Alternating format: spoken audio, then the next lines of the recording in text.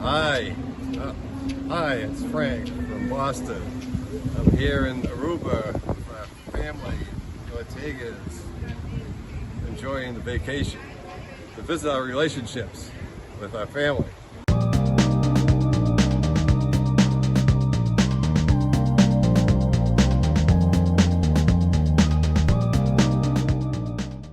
Olá, internautas, iniciamos mais um programa Gestão Executiva e hoje nós temos aí a oportunidade de conversar com um engenheiro que trabalhou na prática e fez grandes obras aqui, tanto para a cidade de São Paulo como em outros locais.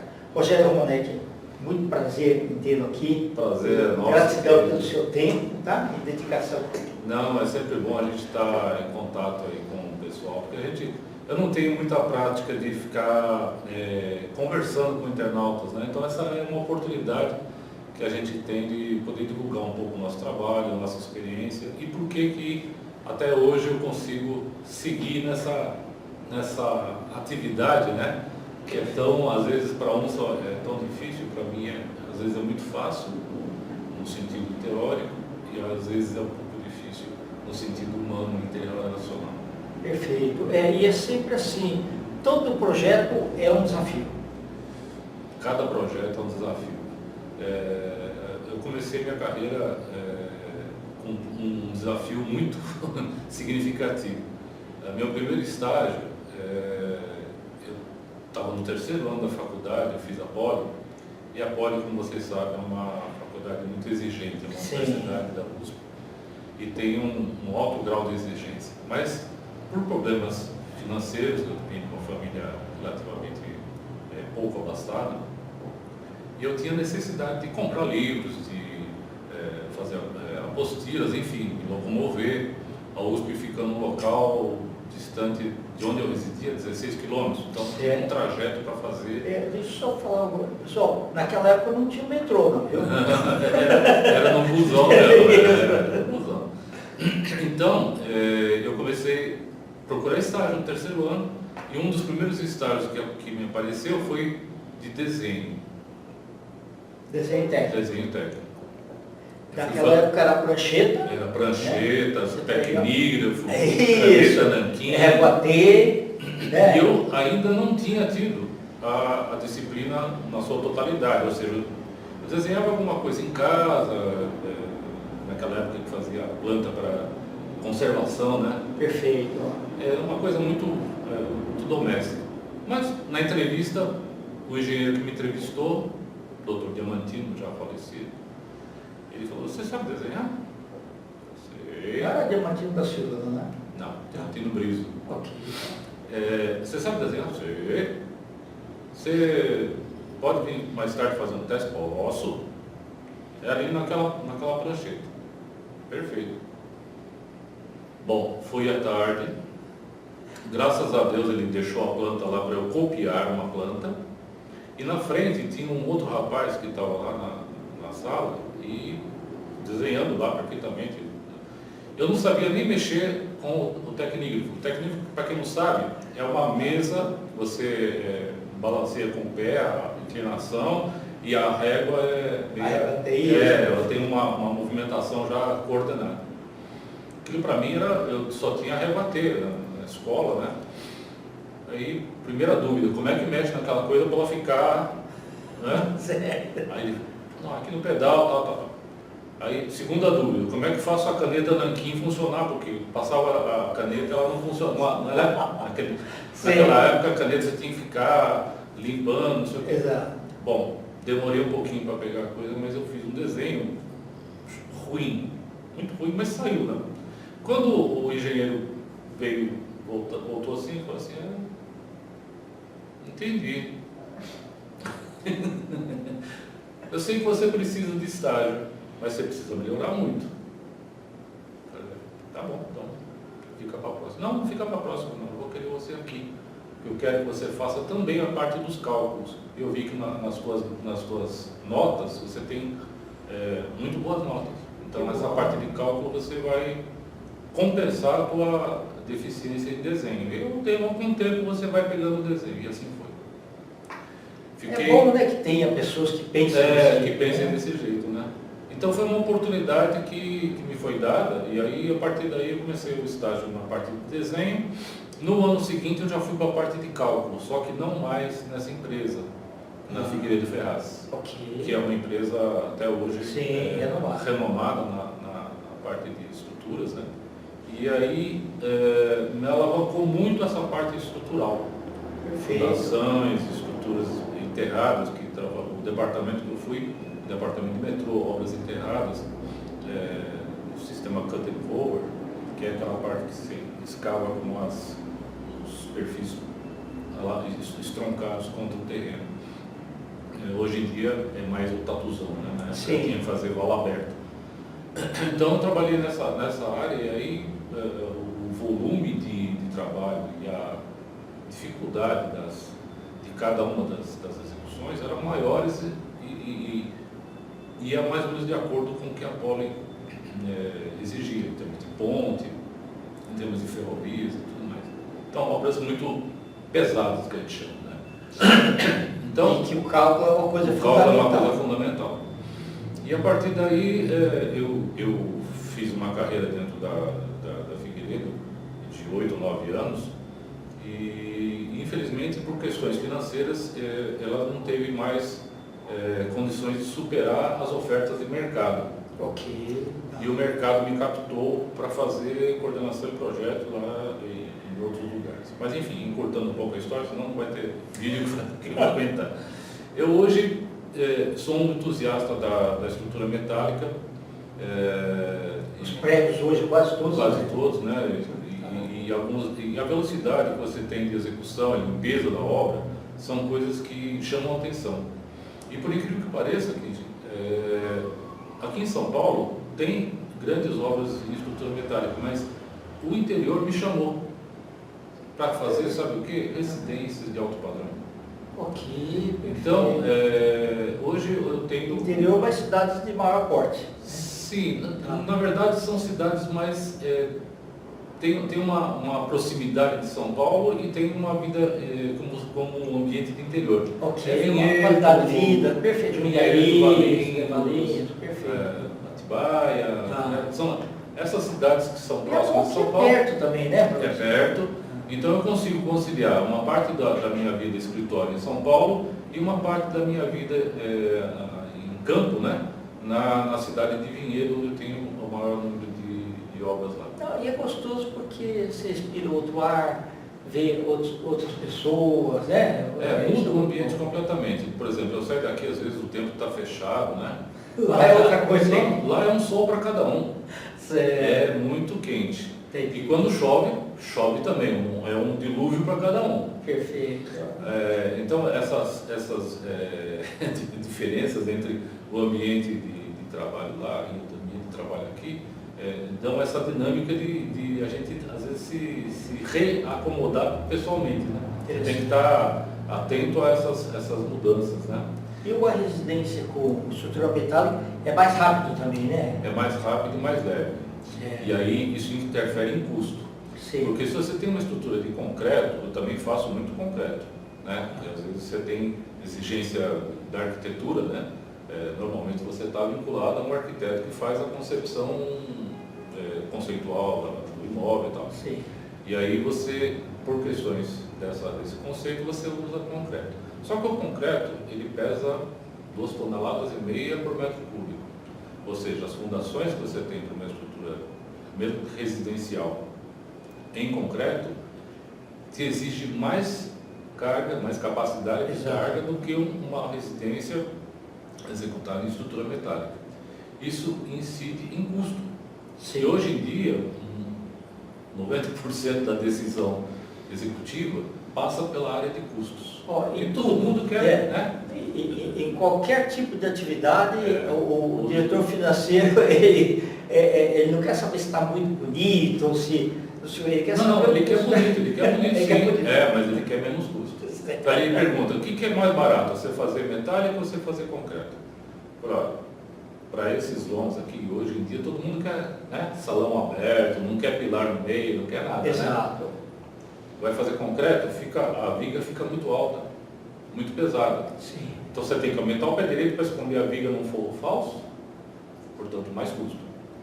Se você fizer de metálica, a altura da viga normalmente é um pouco menor. Para você vencer um vão de 7, 8 metros, por exemplo, uma viga de 50, 60, às vezes um pouco mais robusta, enrijecida em alguns pontos, você consegue manter. De concreto já seria quase 70, 80 centímetros. Ok. A diferença é pequena, fala, pô, mas é 20 centímetros. É pouco, mas quando você multiplica pela área total, dá um peso na fundação, uma carga morta, né? Um peso próprio ali, que é maior do que uma residência de estrutura metálica. Fora a velocidade, né? Sim, perfeito. Porque para fazer o concreto você precisa forma, armação, o concreto, tira a forma, acerta o concreto. No aço não. No aço você colocou ele, prendeu embaixo, prendeu em cima, é só depois o revestimento que vai ser ou vai aparente, né? Ou vai fechado. Ninguém diz que tem um pilar ali naquela parede, ele está escondido. Perfeito. Ô, Rogério, em termos de resistência a ventos, chuvas, essas coisas. A gente utiliza softwares de última geração para poder simular essas ações chamadas especiais, né? Que é vento. Aqui não temos neve, né? Por enquanto, até que mude o eixo da Terra. É verdade, né? Por enquanto não tem, mas se tivesse, teria vento, a neve, o sismo, né? Tem lugares que você tem que calcular com ação da geologia do terreno, né? Mais ao norte, por exemplo, essa preocupação com relação a sismo já é mais significativa. Aqui no sul, sudeste, não é tanto. Mas, enfim, essas cargas especiais são todas elas inseridas no programa de cálculo, porque eu faço, além da obra, né, eu faço o cálculo. Legal. Então, esses esforços... Virou um grande diferencial para você, né? O cálculo, né? Sim, exatamente. Porque pode ser que se você faço uma tivesse conciliação. entrado numa empresa já estagiado só para fiscalizar a obra, de repente você não estaria nesse patamar. Exatamente. São 44 anos de formado, então eu tive a oportunidade de passar por diversos estágios dentro da engenharia, como engenheiro calculista, como engenheiro projetista, como gestor, né? Perfeito.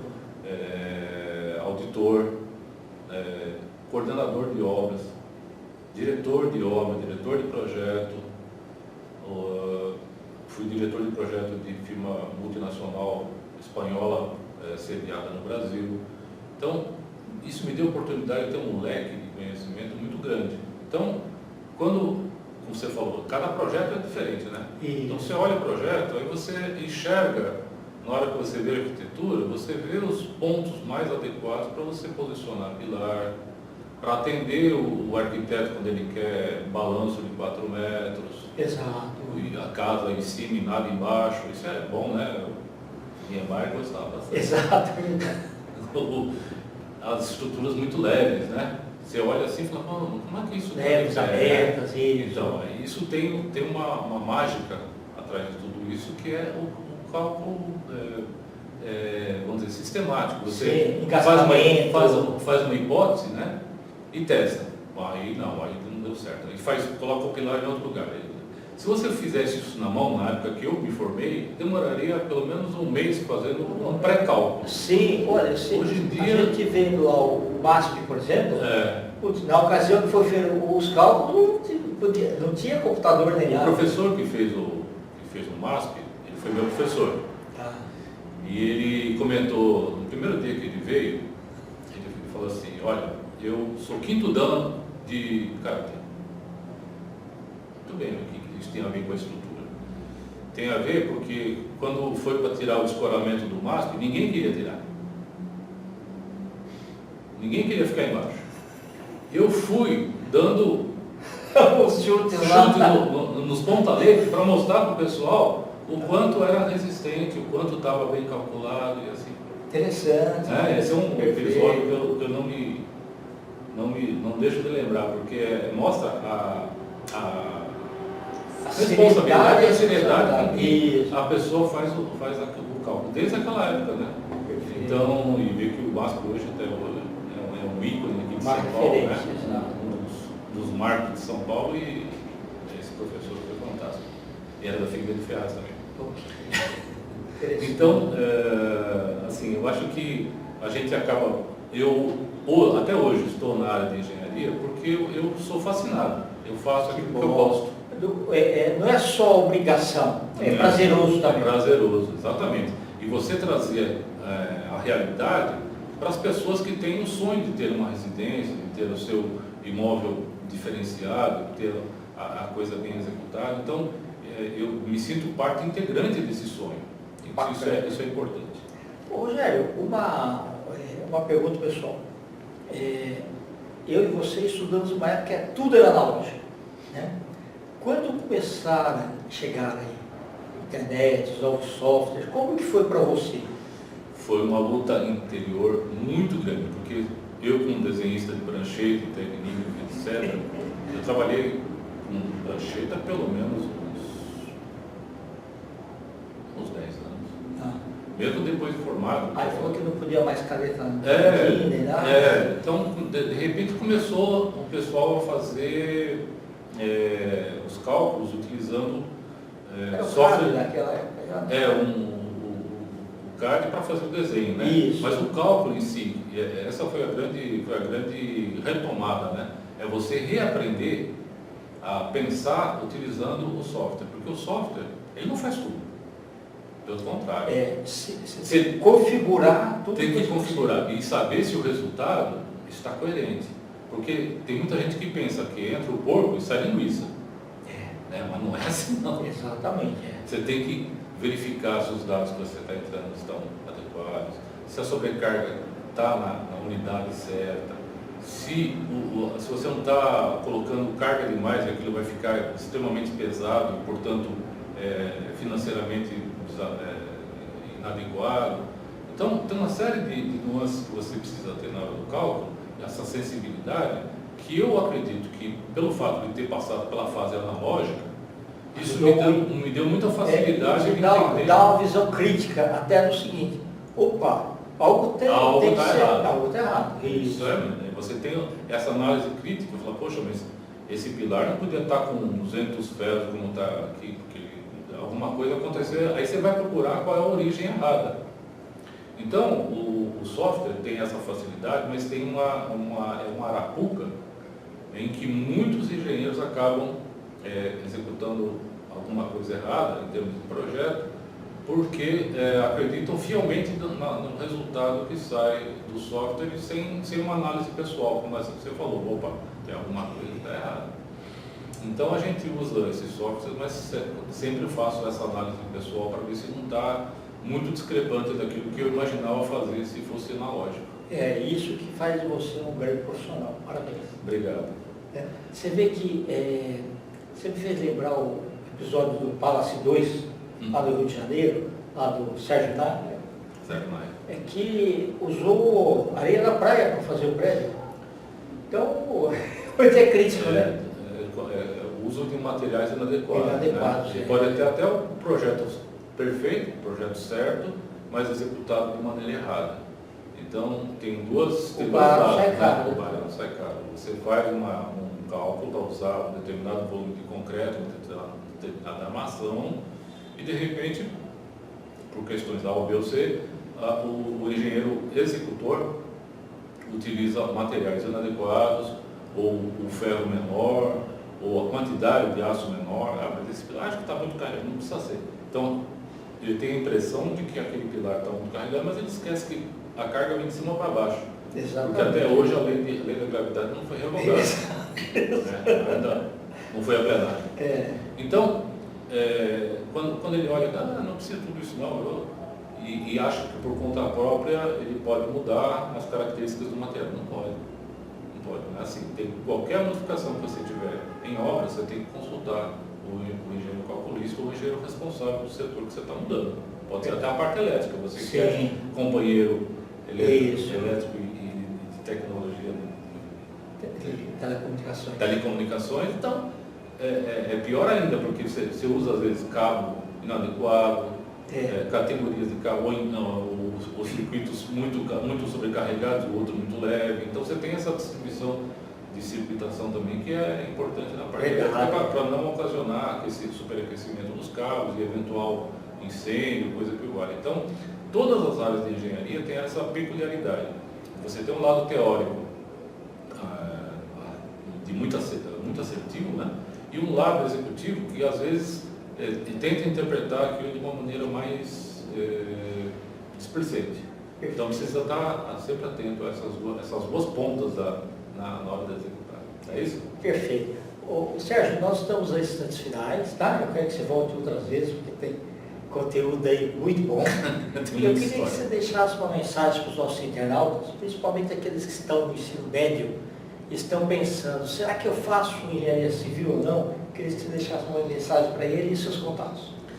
Pessoal, o que eu posso dizer desses 44 anos de formado é que eu não me arrependi em momento algum de ser engenheiro civil.